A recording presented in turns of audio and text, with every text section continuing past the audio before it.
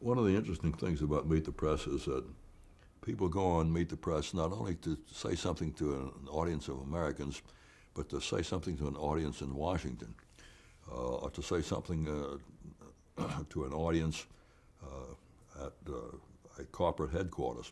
Sometimes there's a major strike going on that affects the whole nation, and a labor leader will come on Meet the Press to talk about his side of the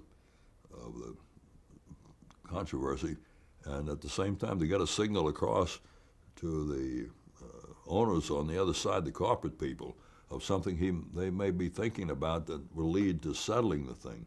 You can't tell always who the person is talking to. He's talking to the American people, but he's also saying something to somebody involved in the controversy that he's working at the time.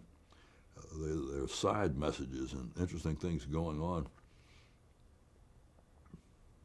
Did you hear the story of Mrs. Gandhi, Indira Gandhi, when she was supposed to show up in New York for a program? She was due at the Meet the Press studio at 12 noon for a program that was going to begin at 12:30. At 12:15, she wasn't there. 12:20, she wasn't there. Time's getting short. Everybody's worried. Where is Mrs. Indira Gandhi? There were a couple of Indian government security people there who didn't know where she was, their equivalent of the FBI, and they were worried about her. Finally, with about 2 minutes to spare, Mrs. Gandhi shows up, and Lawrence Spivak, who's mad, is fussing at her for being late, and she's in danger because something could go wrong with the microphone, there need to be preparation. But she gets in her place, and she goes through with the program. And Spivak says, as soon as she comes in the door, where were you? What have you been doing? You were supposed to be here half an hour ago. And she explained it was such a nice day in New York. Her hotel was only 4 or 5 blocks away. She decided to walk to the NBC studio, and on the route there, she realized she was passing by Saks Fifth Avenue. And she went in to do a little shopping, and she barely got to the program in time for the air to start. Let's talk about some other guests. Yasser Arafat. Arafat came into the room, and this was kind of a secret place. We didn't know where we were. His people told us they would pick us up in their own cars and take us in our equipment. And they took us to an apartment house in some suburb of Beirut. And we waited and waited and waited, and he was late. This program was going to be taped, so it didn't make much difference that he was a little bit late, but it went on and on. Finally, he came in. He had his checkered turban on a pillow. A guy was carrying it like you would carry the crown of a king. And he went around and shook hands with all of our crew, me and Betty Duckert and others, their correspondents. And he was very affable, all smiles, and how are you? And we were astonished at how amiable he was and what a politician he was, glad-handing us. And I said to myself, my God, a little Hubert Humphrey.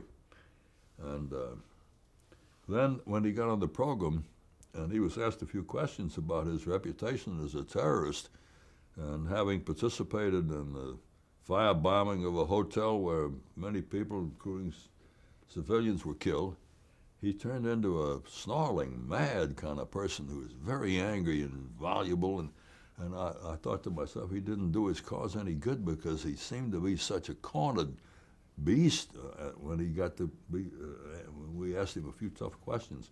So it was very surprising how amiable, how affable he was at the beginning, and then how he reacted to these tough questions with such anger and such pent-up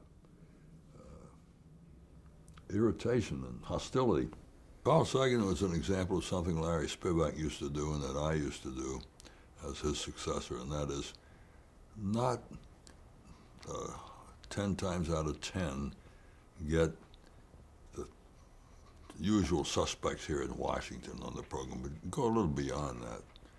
And instead of having a cabinet secretary or the chairman of a Senate committee, go beyond politics occasionally. And we had Carl Sagan on. It was a wonderful interview because he's attractive, he's articulate, he uses good language, he's an impressive person. And during the program, somebody said something to the effect that having this walker on the moon, was it Mars? My God, I'm getting losing my planets. Makes you curious about what else is happening. And he said, yes, you see that walker it's got over there at the end of the horizon. We can't see beyond that. We won't be able to see beyond that. We've got to see beyond that. And he just made all of the elements of curiosity well up in you. And he had a feeling he was going to whip out an explorer's flag and you were going to join in the troop and you were going to march toward the horizon and see what was there. And he just made you intensely curious because he was intensely curious. What's beyond the horizon? We must know. And he aroused this curiosity, which is so essential to somebody like Sagan. So you got this feeling in the back of your neck. That's the future. Carl Sagan sees it. We've got to follow Carl Sagan to the ends of the moon and Mars. And it was a nice interview in that respect. And we had sex researchers on at a time when somebody, I can't remember whether it was Kinsey, had written a book about homosexuality. And on the basis of that book, we had these people be interviewed. And we, somewhat to my surprise, we outraged part of our audience. People wrote in and said they were tuned in the middle of the day Sunday. They didn't want to hear programs about sex. And one woman wrote in saying, I never thought I'd hear the word orgasm on Meet the Press. And she was right in terms of its being a rare word on Meet the Press.